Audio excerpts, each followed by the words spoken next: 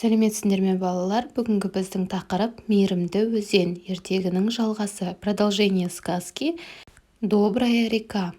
Жаңа сөздер, новые слова. Напиши в словарь и выучи. Ағып кетеді, вытекает, беті, поверхность, қатады, замерзает, мұз, лед. Оқы, прочитай. Ағып кетеді, қатады, мұз болады. Екінші тапсырма, мәтінді түсініп оқы. Өзен адамдарға ренжиді.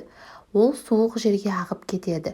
Өзеннің беті қатады, мұз болады. Адамдар өзенге келеді.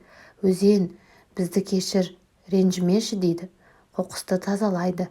Мейірімді өзен кешіреді. Река обиделась на людей. Она вытекает в холодные края.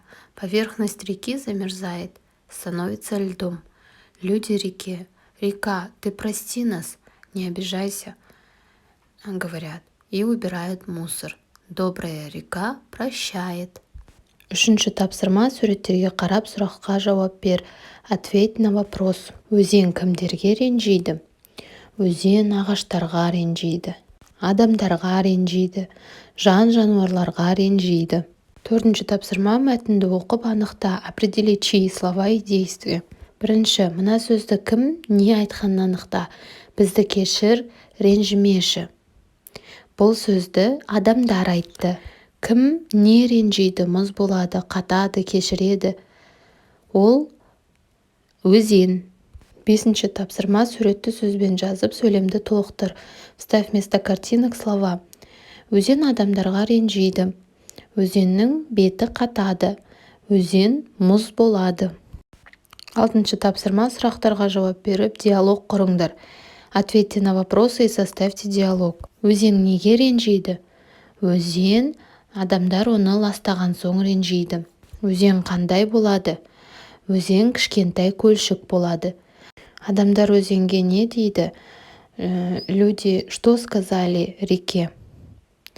Адамдар өзеннен кешірім сұрайды. Жетінші тапсырма, жағдаят. Сен досыңды ренжітіп алдың, кешірім сұра. Мәтіндегі сөздерді пайдалан. Ты обидел своего друга. Попроси прощения. Используй слова из текста. Кел жаттайық, выучи. Жұмбақ, аузы жоқ, сыңғырлайды, күледі. Онсыз бірақ жер бетінде тірлік жоқ.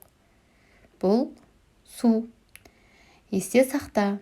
Запомни, өзен ағып кетеді. Оның беті қатады, мұз болады. Кешір, ренжімеші. На этом мы закончили урок. Подпишись на канал, чтобы не пропустить следующий урок. Спасибо за внимание. Осымен біздің сабағымыз аяқталды.